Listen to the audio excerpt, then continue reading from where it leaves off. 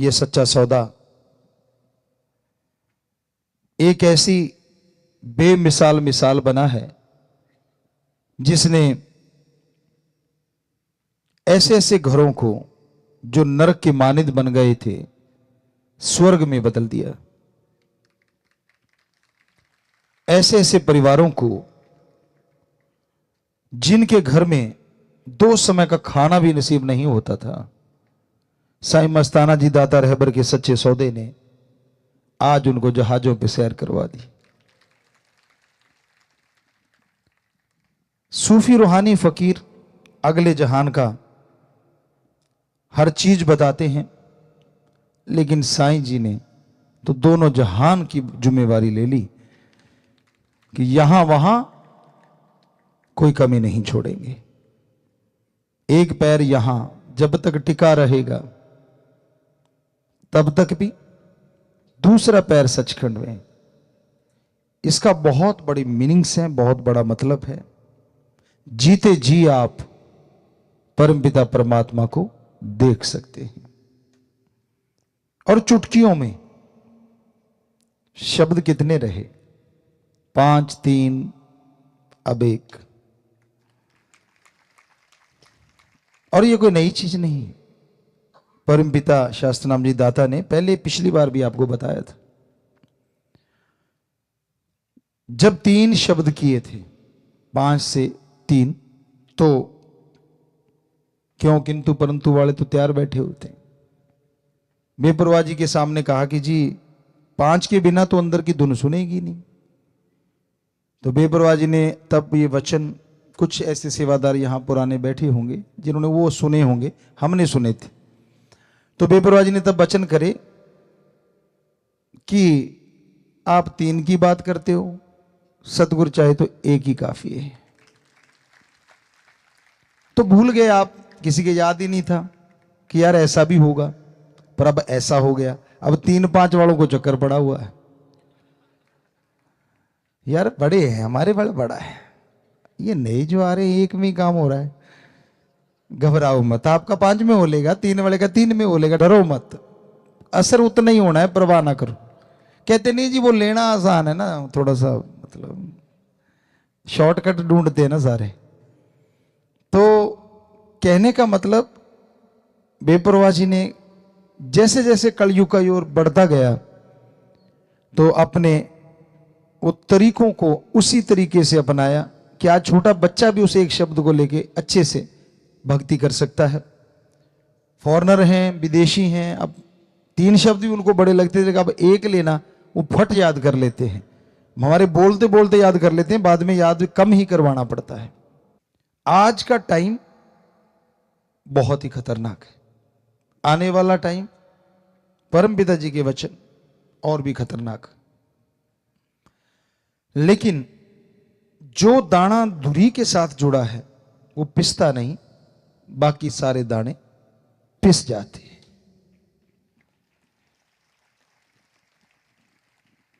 और आज उस धुरी से, उस किले से जुड़ा रहना बड़ा मुश्किल है।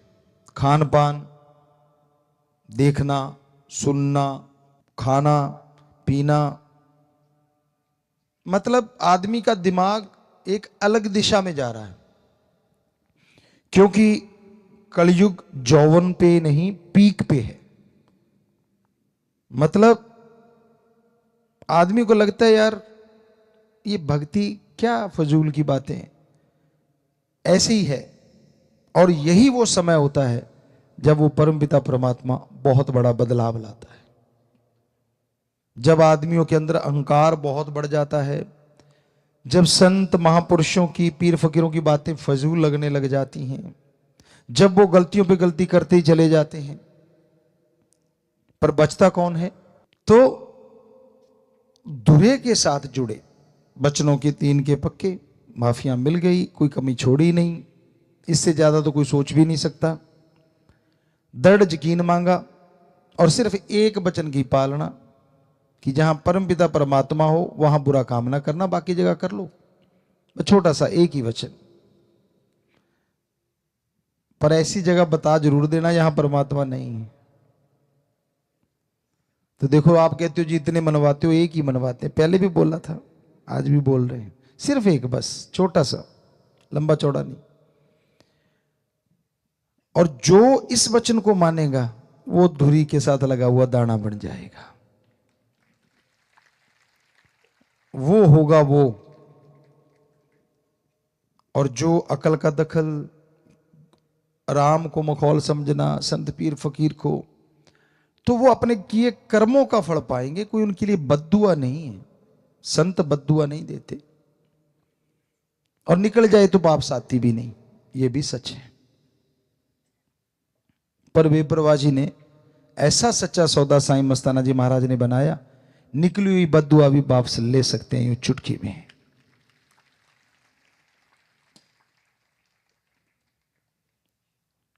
क्योंकि ली है। बहुत बार ऐसा हुआ, बेपरवाह साईं मस्ताना जी महाराज ने कहा, परमपिता दाता रहबर ने उस बॉडी, तीनों बॉडियों में कहीं ना कहीं कोई ना कोई ऐसी बात हुई।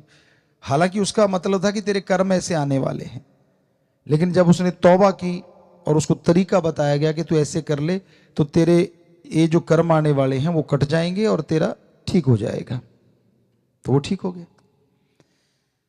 पर जो मानता ही नहीं कि भाई नहीं, मैं तो पढ़ के लिख के कड़ के, बंदा जब बन जाता है ना, उसको ये लगता है कि नहीं मैं सब कुछ जानता हूं, मुझे सब पता है, तब समझ लो उसके कर्म जोर डाल रहे हैं बुरे, और समय बुरा उसके लिए होने वाला है। संत दुआएं करते हैं, मालिक से प्रार्थना करते हैं सबका भला हो। तो साईं जी ने एक ऐसा दर बनाया जिसमें आके आप बैठ गए, पहले कहा गया प्रार्थना कर लो, आप प्रार्थना करते थे। फिर आपसे कहा गया कि भाई चलो आप सोच लो, तो फिर आप सोचते थे।